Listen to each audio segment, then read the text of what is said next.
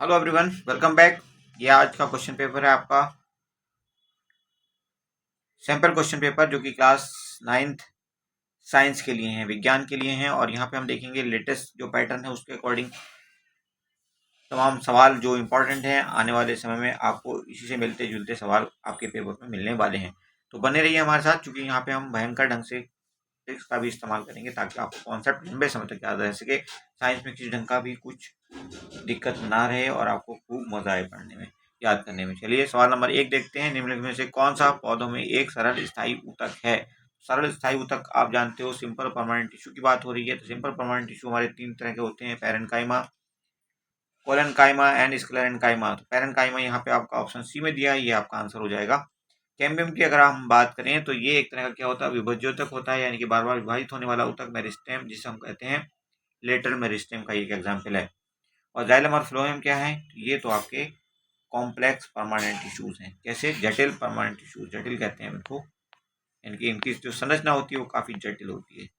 Okay, तो इस ढंग से पैरेन्काइमा आपका आंसर हो गया। नेक्स्ट देखिए क्वेश्चन नंबर 2। कृषि पशुओं के वैज्ञानिक प्रबंधन को हम क्या कहते हैं? कृषि पशुओं के वैज्ञानिक प्रबंधन को कहते हैं हम पशुपालन। ऑप्शन सी आपका आंसर बनेगा। ओके, नेक्स्ट देखिए क्वेश्चन नंबर 3 कहता है घास में पर्वसंधियों को लंबा करने में किस प्रकार का विभज्योतक मदद करता है? तो ये आपका होता है अंतर्विष्ट विभज्योतक, जिसको आप इंग्लिश में कहते हो इंटर कैलरी मेरिस्टेम। क्लियर है? Inter calorie meristem. ओके, ये भी एक तरह का प्राथमिक ऊतक होता है, क्योंकि ये भी लंबाई में वृद्धि करने में काम आता है। सॉरी। ओके, पार्श्व विभज्योतक को आप क्या कहते हैं? ये गोलाई बढ़ाने का काम आता है, यानी पेड़ की गर्थ बढ़ाने का काम आता है, इसलिए इसको हम कहते हैं सेकेंडरी मेरिस्टेम। क्लियर? द्वितीयक विभज्योतक। अगला प्रश्न प्रश्न संख्या 4 है। जाइलम का मुख्य कार्य है, क्या कार्य करता है जाइलम? तो जाइलम करता है आपका जल और खनिजों का संवहन, यानी कि जड़ों से जल और उसमें घुले हुए तमाम खनिजों को पेड़ के विभिन्न भागों में पहुंचाता है। एक ही दिशा में काम करता है, ये भी खासियत है इसकी। इस पर भी सवाल आता है, इसलिए आपको बताना जरूरी है। कॉन्सेप्ट हम इसी को कहते हैं। ओके, तो ऑप्शन बी आपका आंसर बनेगा। नेक्स्ट देखिए क्वेश्चन नंबर 5। विसरण है। विसरण क्या है? झिल्ली के आर पार जल की गति? नहीं। अणुओं का उच्च सांद्रता से निम्न सांद्रता की ओर गमन या गति। ओके, तो ऑप्शन बी आपका आंसर यहाँ पे है। नेक्स्ट देखिए क्वेश्चन नंबर 6। मिश्रित मत्स्य संवर्धन है, क्या होता है मिश्रित मत्स्य संवर्धन? Fish culture. तो ये होता है आपका 5 या 6 प्रजातियों की मछलियों का एक साथ पालन करना किसी तालाब वगैरह में। ऑप्शन बी करेक्ट हो जाएगा आपका। नेक्स्ट इज क्वेश्चन नंबर 7 कहता है खाद्य उर्वरक से बेहतर है। खाद्य उर्वरक से बेहतर क्यों होता है? तो खाद्य उर्वरक से बेहतर इसलिए होता है क्योंकि यह मिट्टी की उर्वरकता और जल धारण क्षमता को बढ़ाती है, इसलिए खाद्य उर्वरक से बेहतर होता है। उर्वरता मतलब फर्टिलिटी, उसकी उत्पादकता को बढ़ाता है, साथ ही साथ उसकी जो वाटर होल्डिंग कैपेसिटी है उसको भी बढ़ाता है। तो इंग्लिश हिंदी का हमारे यहाँ कोई दिक्कत नहीं है। आपको अगर इस तरह की कोई दिक्कत आ रही है हिंदी इंग्लिश की, तो आप बने रहिएगा पूरे वीडियो में, आपको A to Z सब कुछ हिंदी इंग्लिश दोनों में बताया जाएगा। इंग्लिश एज ए सब्जेक्ट यहाँ पे वैसे ही आपका तैयार हो जाता है। क्वेश्चन नंबर 8 देखिए। निम्नलिखित प्रश्न में 2 कथन दिए हुए हैं, अभिकथन और दूसरा दिया हुआ है कारण। आपने पहचानना है कौन सा सही है कौन सा गलत है। अगर दोनों सही है तो क्या दूसरा पहले की व्याख्या करता है तो फिर ऑप्शन ए करेक्ट होगा, और इसी ढंग से बाकी कंडीशन में बाकी ऑप्शन सही होंगे। अब आप पहचानिए पहले कौन कौन से सही है। अभिकथन कहता है, स्टेटमेंट कह रहा है अभिकथन, या कहना चाहिए क्या कहते हैं, एसर्शन। ओके, कोशिका भित्ति पादप और जंतु दोनों कोशिकाओं में मौजूद होती है? नहीं, कोशिका भित्ति सिर्फ और सिर्फ पादप कोशिका में होती है, जंतु कोशिका में कोई कोशिका भित्ति नहीं होती, सेल वॉल नहीं होती है, जंतु कोशिका की पहचान होती है। ओके, कारण क्या कहता है? कोशिका भित्ति कोशिकाओं को कठोरता और सुरक्षा प्रदान करती है। ये बिल्कुल सही बात है, लेकिन ये पहला जो स्टेटमेंट है ये गलत है, यानी कि असर्शन गलत है, अभिकथन गलत है। तो असर्शन गलत होते ही ए गलत है, तो ऑप्शन डी आपका आंसर हो जाएगा करेक्ट। ओके, नेक्स्ट देखिए क्वेश्चन नंबर 9। क्वेश्चन नंबर 9 में आपको यहाँ पे 2 नंबर का सवाल है ये, और डेफिनेटली आपको यहाँ पे लिख करके आंसर करना होगा। हम ऐसे ही आपको बता दे रहे हैं, बट हम आपको दिखा भी दे रहे हैं, यानी कि हम आपको समझाएंगे भी और लिखा हुआ भी दिखा देंगे, लेकिन आपको नोट्स बनाने होंगे इस पर ज़्यादा क्लैरिटी लाने के लिए, और साथ ही साथ इसको लंबे टाइम तक याद रखने के लिए। ये भी एक ट्रिक है। यहाँ पे देखिए प्रश्न संख्या 9 का उत्तर आपके सामने है। कोशिका की आत्मघाती थैली, आत्महत्या की थैली हम किसे कहते हैं? लाइसोसोम कहते हैं। लाइसोसोम को कोशिका की आत्मघाती थैली कहा जाता है क्योंकि इसमें शक्तिशाली पाचक एंजाइम होते हैं।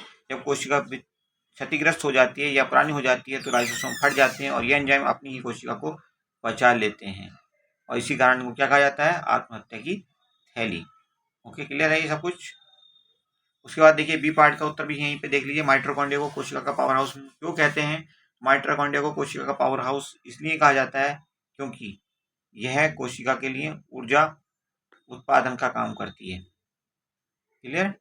ऊर्जा उत्पादन काम करती है। यह कोशिकीय श्वसन की प्रक्रिया के माध्यम से भोजन से ऊर्जा को मुक्त करता है जिससे कोशिका अपनी विभिन्न गतिविधियों के लिए उपयोग करती है। जिसे कोशिका अपनी विभिन्न गतिविधियों के लिए यूज करती है, यानी कि ऊर्जा का ये उत्पादन एटीपी के रूप में करता है। और एटीपी को हम क्या नाम देते हैं? दूसरा नाम क्या होता है एटीपी का? Energy currency. क्या नाम देते हैं हम एटीपी को? Energy currency. Okay, hold on, energy currency ATP. ठीक है, जब एटीपी यूज हो जाता है तब उसको क्या कहते हैं? एडीपी। नाम याद कर लीजिए। एटीपी को हम फुल फॉर्म के रूप में क्या कहते हैं?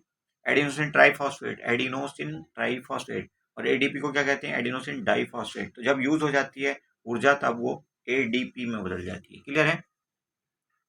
आई होप आपको ये काफी हद तक सब कुछ क्लियर हो गया होगा। चलते हैं अगले प्रश्न की ओर।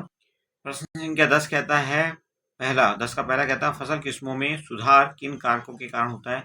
कोई दो कारक आपने बताने हैं और इसका उत्तर कुछ इस ढंग से है। देखिए, एक तो होता है आपका उन्नत बीजों का प्रयोग अधिक उपज के लिए, और दूसरा होता है आपका गुणवत्ता में सुधार के लिए, और तीसरा मेच्योरिटी ड्यूरेशन को कम करने के लिए, यानी कि फसल पकने का जो का लंबा समय 2 महीने 3 महीने उसको घटा करके 1.5 महीना 1 महीना कर देना, ताकि जो लागत है उसमें कमी हो सके और ज़्यादा फसलें उगाई जा सकें।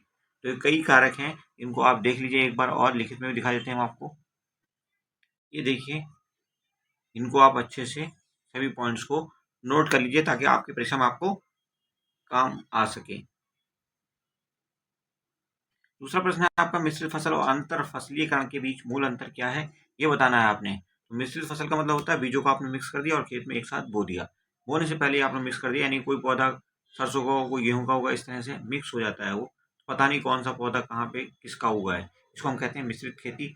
और दूसरा जो होता है अंतर फसलीकरण, उसके बीच में क्या, उसमें क्या होता है? उसमें होता है ये कि एक पंक्ति में आपने एक रो में सरसों बो दी, दूसरे रो में आपने गेहूँ बो दिया या कुछ और बो दिया। तो इस ढंग से क्या होता है कि 2 या 3 फसलें या उससे भी ज़्यादा फसलें अलग अलग रो में हमें दिखाई देती हैं। इनको हम कहते हैं अंतर फसलीकरण। क्लियर? इसको देख लीजिए आप आंसर को रिटर्न में सिस्टमेटिकली लिखा हुआ है। ये देखिए दूसरे प्रश्न का भी उत्तर, 10 के दूसरे का उत्तर। प्रश्न के 11 कहता है, व्याख्या कीजिए कि कोशिका को जीवन की संरचनात्मक एवं क्रियात्मक इकाई क्यों कहा जाता है? तो इसलिए कहा जाता है संरचनात्मक इकाई की अगर हम बात करें पहले, क्योंकि ये हर एक जीव की, जो भी चाहे पौधा हो, चाहे वो एनिमल हो, प्राणी हो, हर किसी जीव के अंदर उस संरचना में शामिल होती है कोशिका। और क्रियात्मक इकाई इसलिए कहा जाता है क्योंकि एक कोशिका के अंदर लगभग जीवन की सभी आवश्यक प्रक्रियाएं, सारी क्रियाएं हो जाती हैं, इसलिए इनको क्या कहा जाता है? क्रियात्मक इकाई। ओके, क्लियर है ना? उसके बाद आप आंसर सिस्टमेटिकली भी नोट कर लीजिए। अब देखिए, आप पहले प्रश्न संख्या 11 का आंसर आप प्रॉपरली नोट कर लीजिए अपनी टफ कॉपी में या फेयर कॉपी में, और उसके बाद सिस्टमेटिकली जब आप इसको नोट कर लेंगे तो उसको रिवीजन करने में आपको बहुत आसानी रहेगी, और एग्जाम के दौरान आप ऐसे ही सिस्टमेटिकली लिखोगे तो फिर आपको बहुत अच्छे नंबर मिलेंगे। बहुत आसान है और बहुत ही इंटरेस्टिंग भी है बायोलॉजी। ओके, वैसे तो पूरा ही साइंस बहुत इंटरेस्टिंग है, बट बायोलॉजी तो कुछ ज़्यादा ही। ओके, इसके अलावा प्रश्न संख्या 12 का उत्तर भी आप यहाँ से नोट कर लीजिए। अभी हम प्रश्न संख्या 12 को भी आपको समझा देते हैं डिटेल में। ठीक है, समझाने का हमारा वो हम कर देते हैं। वीडियो को पॉज करिए, जितना टाइम आपने इस पेज पर रुकना है आप रुक सकते हैं। देखिए, प्रश्न संख्या 12 क्या कह रहा था? हृदय की मांसपेशियों को अनैच्छिक मांसपेशियां क्यों कहा जाता है? क्योंकि वो हमारी इच्छा से कंट्रोल नहीं होती। हम चाहें हृदय रुक जाए, नहीं रुक सकता। उसने अपना 24 घंटे काम करना ही होता है। वो हमारा उस पर कोई किसी भी ढंग का कंट्रोल नहीं होता। इसलिए ऐसी मांसपेशियों को हम क्या कहते हैं? अनिच्छिक मांसपेशियां।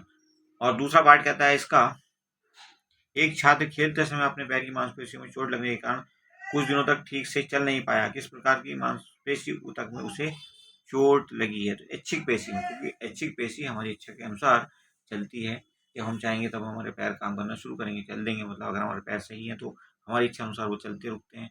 लेकिन जब मांसपेशियों में चोट आएगी तो ऐसी मांसपेशियों में चोट आएगी जिसकी वजह से हम चल नहीं पाएंगे, कोशिश करेंगे बट चल नहीं पाएंगे। तो ऐसी मांसपेशियों को हम क्या कहते हैं? ऐच्छिक मांसपेशियां।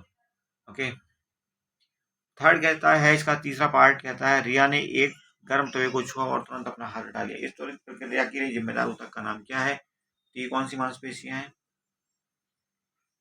ये भी एक ऊतक है जिसको हम कहते हैं पेशी ऊतक या मस्कुलर टिश्यू। ऊतक का नाम बताना है तो ये है मस्कुलर टिश्यू हमारा या पेशी ऊतक। चलिए प्रश्न संख्या 13 देखते हैं। गर्मियों में पेड़ों की छाल की बाहरी सतह खुरदरी हो जाती है और कभी कभी दरारें पड़ जाती हैं। हम यह भी देखते हैं कि रेगिस्तानी इलाकों में कैक्टस पौधे के अत्यधिक गर्मी में भी अधिक पानी नहीं खोते हैं। अधिक पानी का लॉस, वाटर लॉस उनका नहीं होता गर्मियों में भी। तो ऐसा क्यों होता है? पहला प्रश्न इसमें आपसे पूछा गया है ए, कहता है पेड़ों की छाल में मौजूद सुरक्षात्मक ऊतक का नाम बताइए। तो एक और ऊतक होता है। कौन सा रसायन कार्य कोशिकाओं को पानी और गैसों के लिए अवैध बनाता है? ये होता है सुबेरिन। उसके बाद सी या डी में से किसी एक का उत्तर आपने लिखना है। तो सी कहता है कौन सा ऊतक कैक्टस के पत्तों में पानी की कमी को रोकता है, या डी कहता है रक्षी कोशिकाएं पौधों के लिए क्यों महत्वपूर्ण हैं? रक्षी कोशिकाएं पौधों के लिए इसलिए महत्वपूर्ण होती है क्योंकि वो जो गार्ड सेल्स हैं, रक्षी कोशिकाएं, वो कंट्रोल करती हैं किसको? जो छेद होते हैं स्टोमेटा जिनको हम कहते हैं पौधों की पत्तियों पे और तनों पे, और बहुत सारे जगहों पे होते हैं, टहनियों पे भी होते हैं, तनों पे भी होते हैं, और पत्तियों में तो सबसे ज़्यादा होती हैं। तो कोशिकाओं का जो स्टोमेटा है यानी कि छेद है वो खुलता किसकी बदौलत है? किसी हेल्प से, वो गार्ड सेल की मदद से ही खुलता बनता है। रक्षी कोशिकाओं की मदद से ही खुलता बनता है। रक्षी कोशिकाओं को हम क्या कहते हैं? Guard cells. तो गार्ड सेल्स जो है पानी को की मात्रा को कंट्रोल करती हैं और गैसेस के आने जाने को भी कंट्रोल करती हैं, जिससे ये बहुत महत्वपूर्ण हो जाता है। सिस्टमेटिकली इस आंसर को भी नोट करिए। पूरा प्रॉपर उत्तर कुछ इस प्रकार से है आपकी स्क्रीन पे। वीडियो को पॉज करिए, जितनी देर रुकना है इस पेज पे आप रुक सकते हैं। अब देखिए प्रश्न संख्या 14 कहता है ए पार्ट इसका संरचना और कार्यों के संदर्भ में खुरदरी प्रद्रव्य जलिका है। प्रद्रव्य जलिका एक ही चीज होती है और चिकनी अंतर प्रद्रव्य जलिका में अंतर स्पष्ट करना है आपने संरचना की दृष्टि से और कार्य की दृष्टि से। तो अंतर प्रद्रव्य जलिका अगर खुरदरी होती है तो उसके ऊपर क्या होते हैं? राइबोसोम पार्टिकल्स होते हैं, राइबोसोम के कण होते हैं जो कि प्रोटीन सिंथेसिस में काम करते हैं। ओके, और अगर हम चिकनी अंतर प्रद्रव्य जलिका की बात करें तो वहाँ पे इस तरह के कण राइबोसोम के नहीं होते, और काम क्या करती है? लिपिड फॉर्मेशन यानी कि वसा का उत्पादन करती है, डिटॉक्सिफिकेशन करती है, यानी कि कहीं से जहरीला पदार्थ कुछ आ जाए तो यकृत की कोशिकाओं में कुछ जो अंतर प्रद्रव्य जलिका है, अंतर द्रव्य जलिका है चिकनी वाली, वो उसको नष्ट कर देती है, यानी कि डिटॉक्सिफिकेशन कर देती है। ओके, उसके बाद दूसरा प्रश्न कहता है प्रोकैरियोटिक और यूकैरियोटिक कोशिकाओं के बीच दो अंतर बताइए और पैकेजिंग और स्राव के लिए उत्तरदायी कोशिकांग का नाम बताइए। तो ये कोशिकांग क्या होता है? पैकेजिंग और स्राव के लिए उत्तरदायी कोशिकांग का नाम होता है वैक्यूल्स या रिक्तिका। अथवा करके एक और प्रश्न दिया हुआ है जिसमें प्लास्टिड क्या है ये पूछा है, उसके कौन कौन से प्रकार होते हैं, उदाहरण सहित उनके कार्यों की व्याख्या करनी है। प्लास्टिड का मेन काम होता है क्या? खाना बनाना। अगर वो हरा है या उससे और उसका कोई और रंग है तब भी वो खाना ही बनाएगा, लेकिन अगर वो अपना रंग खो देता है तो उस केस में वो क्या बनाता है? फिर भंडारण का काम करने लगता है। दूसरा पार्ट देखिए इसी का, प्लाज्मा झिल्ली को वर्णनात्मक रूप से पारगम्य क्यों कहा जाता है? सेलेक्टिवली परमिएबल क्यों कहा जाता है? क्योंकि वो कुछ चीज़ों को ही अंदर जाने की परमिशन देती है, हर चीज़ को नहीं देती, इसलिए सेलेक्टिवली परमिएबल या पारगम्य कहा जाता है। अगला प्रश्न कहता है रिक्तिका का मुख्य कार्य क्या है? तो स्टोरेज और थोड़ा ट्रांसपोर्ट में हेल्प करना, दो काम इसके रिक्तिका के होते हैं। चलिए सिस्टमेटिकली इस आंसर को भी नोट करिए। ये देखिए प्रश्न संख्या 14 ए और 14 बी दोनों उत्तर प्रॉपरली लिखे हुए हैं। इनको नोट करिए, नोट्स बनाइए और फर्स्ट क्लास ढंग से याद करिए, बड़े आराम से ये याद हो जाएंगे। सब कुछ सिस्टमेटिकली यहाँ पे दिया हुआ है। हिंदी इंग्लिश का अभी अगर कोई इशू है तो आप कमेंट करके बता सकते हैं। बहरहाल इस वीडियो को हम यहीं पे स्टॉप करते हैं और केमिस्ट्री और फिजिक्स के जो बचे हुए क्वेश्चन हैं उनको हम दूसरी और तीसरी वीडियो में लाने की पूरी कोशिश जल्दी करेंगे। Thank you for watching, see you soon in the next video.